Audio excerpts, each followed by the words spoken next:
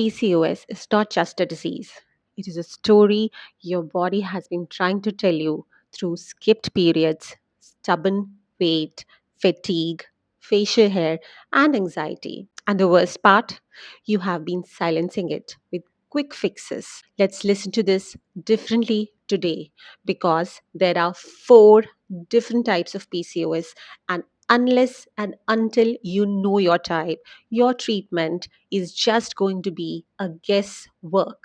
I'll briefly explain the four types and then we will go deeper into the most common and most dangerous type, that is the insulin resistant PCOS. Comes in four different forms and each one has a different root cause. The first type is insulin resistant PCOS, which is caused by poor insulin sensitivity. Number two, or the second type, is the inflammatory PCOS, which is driven by chronic inflammation. The third type is adrenal PCOS, which is triggered by stress and high DHEA levels. Fourth one is the post pill PCOS, which appears temporarily once you stop the birth control pills. But today, we will focus on the most common one, that is the insulin resistant PCOS. Now, wondering if this is your type? These are the classic signs to look for.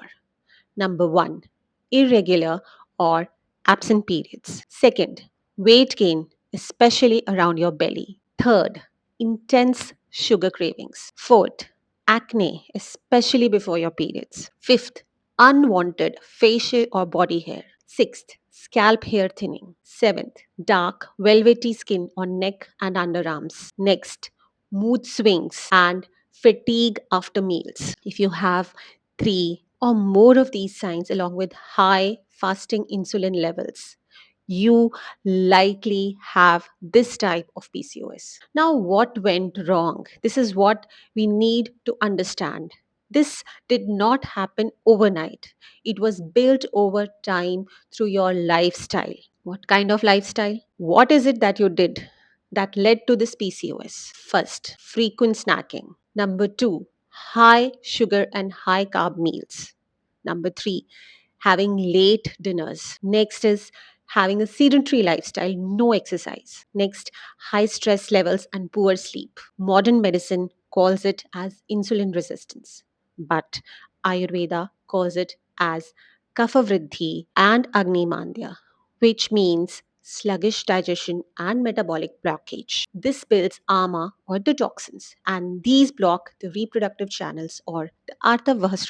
This is how your hormones get out of balance. Now, how to heal this insulin resistant PCOS? The first important part of this is lifestyle reset. Now, why this matters? Your body becomes insulin sensitive through rhythm, not randomness. Wake up before 6:30 a.m.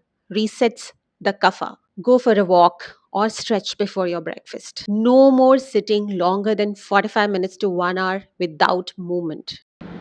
Get up and walk after every 1 hour.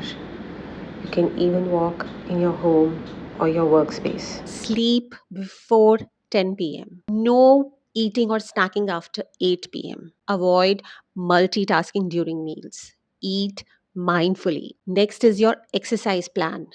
Now, why this matters? Muscles are your insulin sponge. They use up glucose and reduce your insulin load. So, what you can do? You can strength train 2 to 3 times a week, go for a brisk walk every day, or do some yoga asanas, especially the grounding poses, 5 times a week. Avoid high intensity workouts or overtraining. It will raise the cortisol and worsen the insulin resistance. Aim for balance, not burnout. Now, let's focus on the diet. What we have to do and why it matters. Every time you eat, you either calm your insulin or you spike it. So, you should avoid sugar, honey, jaggery, refined flour, white rice, milk, cheese, bakery items, and cereals, cold, fermented, leftover food. What you should do instead? There are three core rules. Number one, eat three fixed meals a day, avoid constant snacking. Number two, choose low glycemic index foods that also balance carbs with proteins, like moong dal, rajma, chickpeas, tofu, quinoa, whole masoor dal, millets like ragi, foxtail, sprouted legumes, and even hummus with veggie sticks. Add fiber rich foods like lauki, spinach, methi leaves, bitter gourd, broccoli. Seeds like chia seeds, flax seeds, soaked almonds, and berries to support gut health and steady blood sugar. Prioritize fresh, warm, home cooked meals and add fats like desi ghee, sesame oil, coconut oil. Add spices to your routine. Spices like cinnamon, ajwain, jeera, turmeric. Have them in form of herbal teas or herbal drinks.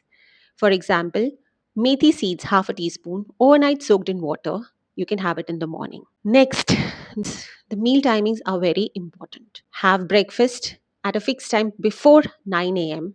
and include things like moong dal chilla. Lunch should be the heaviest meal of the day and keep the dinner very light. Include soups, veggies, khichdi, etc. and have it before 7:30 p.m. You can also include some Ayurvedic medicines and herbs under the guidance of your doctor, such as Chandra Prabhavati, which might regulate metabolism and hormones, Trifla Churna, Vasanta Kusumakar Ras, Gudmar Churna, Methi Churna, even Shilajit is found to be very beneficial in PCOS, but only under the guidance of your Ayurvedic doctor. Now, let's talk about something most people ignore.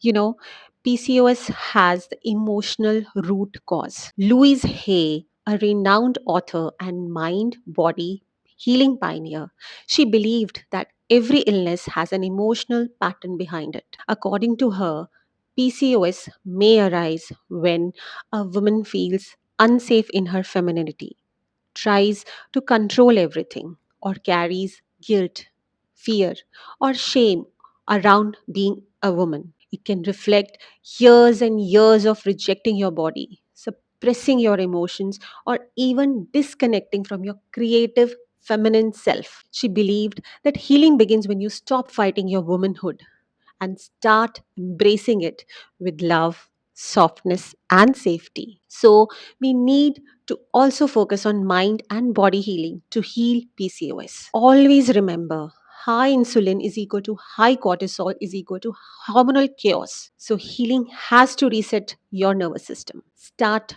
with 10 minutes of deep breathing or alternate nostril breathing. Gratitude journaling should be practiced every night. Take time in sunlight at least 10 minutes a day. No screens at least 1 hour before bedtime and immediately after getting up. In Ayurveda, your hormones respond well when your mind is stable and your routine is steady. You know now that if this is your type, or not.